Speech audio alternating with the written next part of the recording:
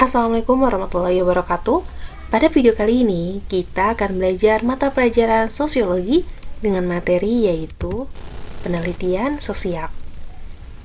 Video ini merupakan video lanjutan pada video sebelumnya, di mana kita telah membahas tentang pengertian penelitian sosial, karakteristik penelitian sosial, proses penalaran, dan juga kita telah belajar jenis penelitian sosial. Nah, kali ini kita akan belajar bagaimana cara mengolah data dalam melakukan penelitian sosial. Anak-anak, sebelum kita membahas bagaimana cara mengolah data penelitian, Ibu akan ingatkan kembali bahwa terdapat dua jenis penelitian sosial, yaitu penelitian kuantitatif dan penelitian kualitatif. Jika kalian masih bingung perbedaan antara keduanya itu apa, Ibu sarankan kalian untuk menonton video sebelumnya terlebih dahulu ya. Jika sudah, mari kita bahas bersama-sama bagaimana cara mengolah data penelitian pada jenis penelitian kuantitatif dan kualitatif. Pada penelitian kuantitatif, data dilakukan dengan menggunakan uji statistik atau alat bantu dalam proses penghitungan data. Sementara, pada penelitian kualitatif, pengolahan datanya itu dilakukan dengan cara deskripsi atau dengan menggunakan penjelasan atau penjabaran secara mendetail. Kalian bisa melihat contoh analisis data deskriptif yang ada pada layar berikut. Kemudian, sebelum data itu diolah, tentu saja seorang peneliti harus mengumpulkan data hasil temuannya terlebih dahulu. Setiap jenis penelitian yang dipilih tentu saja mempengaruhi teknik pengumpulan datanya. Jika pada penelitian kuantitatif, teknik dalam mengumpulkan datanya yaitu dengan menggunakan teknik survei. Sementara, dalam penelitian kualitatif, pengumpulan datanya menggunakan teknik wawancara dan observasi. Kedua macam teknik tersebut memiliki kelebihan dan kekurangannya masing-masing.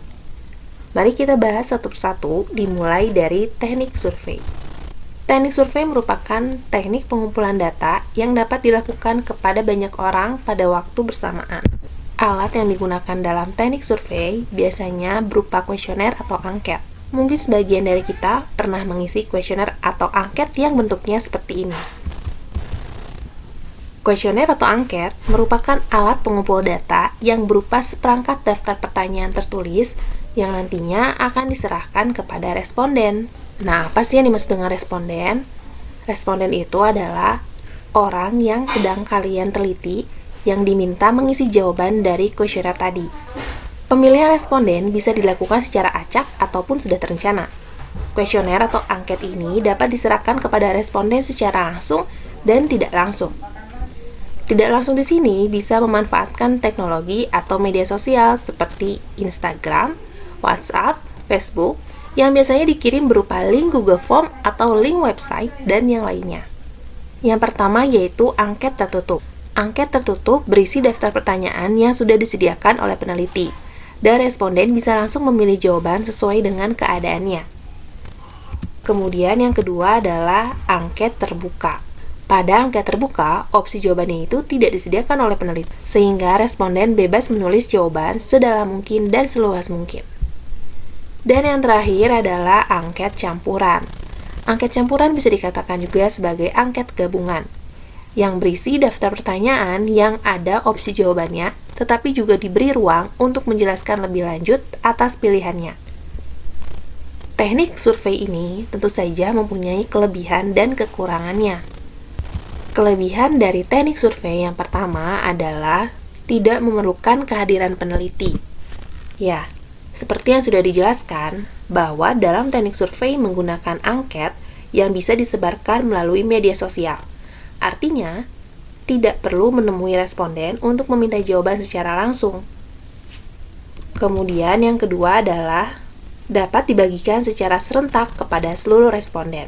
Karena dalam teknik survei ini, alat yang digunakan kuesioner atau angket yang berupa daftar pertanyaan, kemudian bisa langsung disebar ke semua responden yang dibutuhkan. Biasanya, dalam penelitian kuantitatif, responden yang dibutuhkan sekitar 30-50 orang, atau bahkan lebih.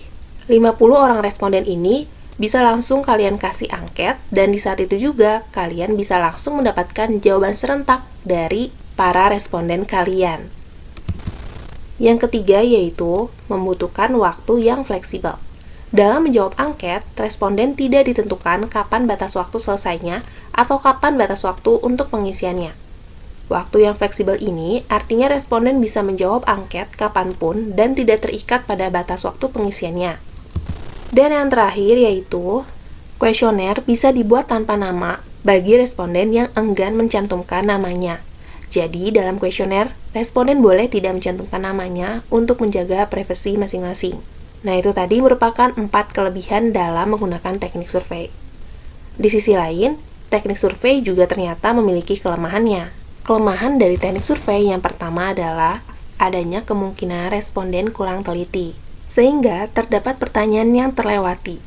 Biasanya, ketika responden sedang terburu-buru dalam mengisi angket, ada beberapa pertanyaan yang sering terlewat.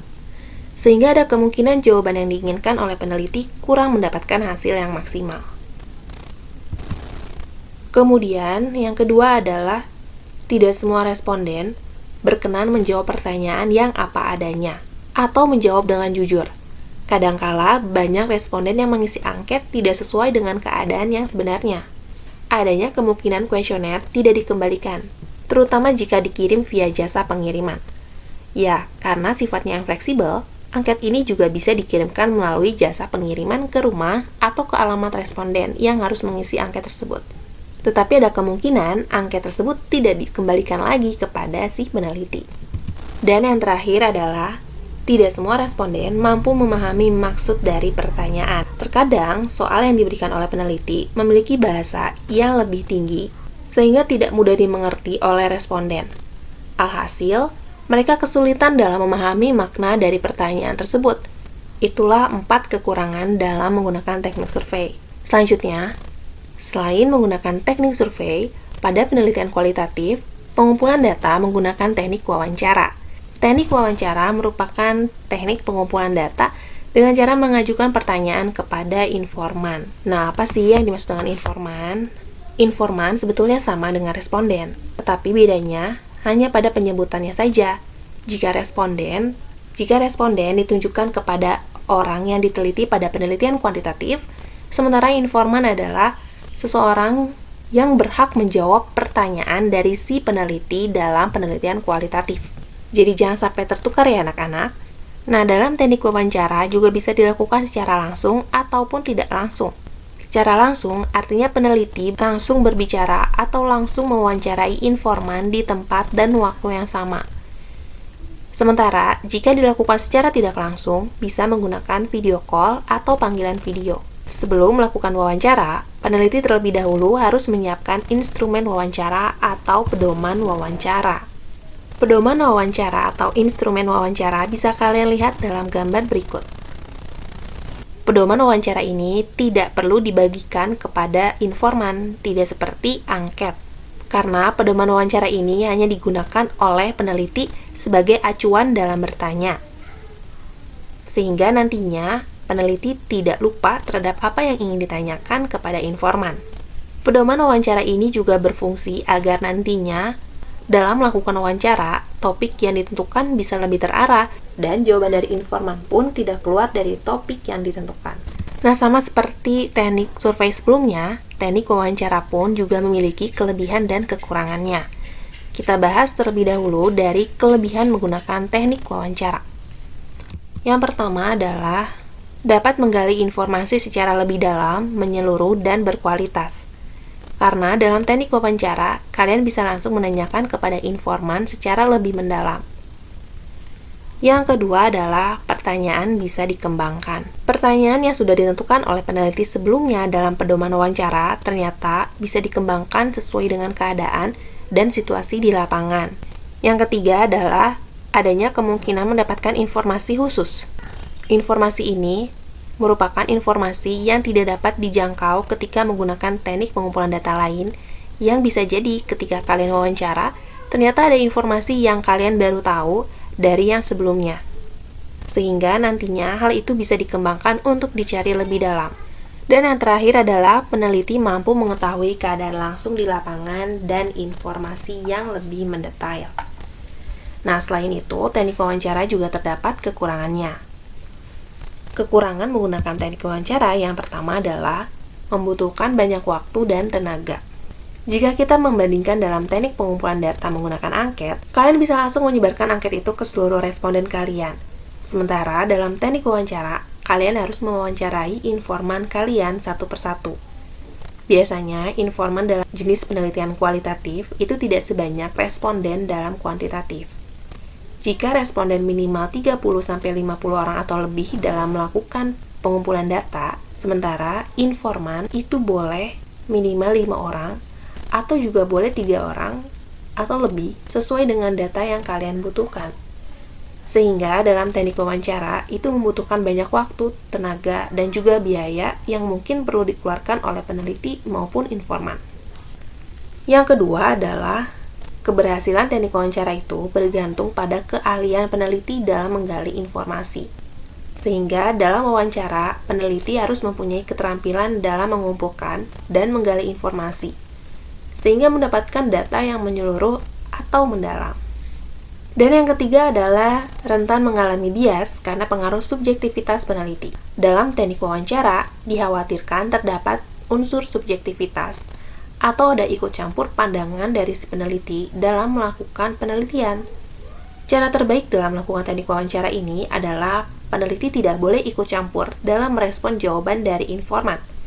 Atau kata lainnya, peneliti tidak boleh ikut mensugesti pikiran dari informan, sehingga informan tidak menjawab sesuai dengan keadaan yang sesungguhnya, sehingga hasilnya bisa diragukan. Nah, itu tadi merupakan kelebihan dan kelemahan dari teknik wawancara. Nah, anak-anak, itu tadi merupakan teknik dalam mengumpulkan data. Jadi, kesimpulannya, sebelum kalian mengolah data penelitian kalian harus menentukan dulu nih, teknik mana yang akan kalian gunakan dalam melakukan penelitian. Baik anak-anak, mungkin cukup sekian yang bisa Ibu sampaikan. Semoga pembelajaran kali ini dapat dimengerti dan dapat menjadi pelajaran baru untuk kita semua. Terima kasih atas perhatian kalian. Wassalamualaikum warahmatullahi wabarakatuh.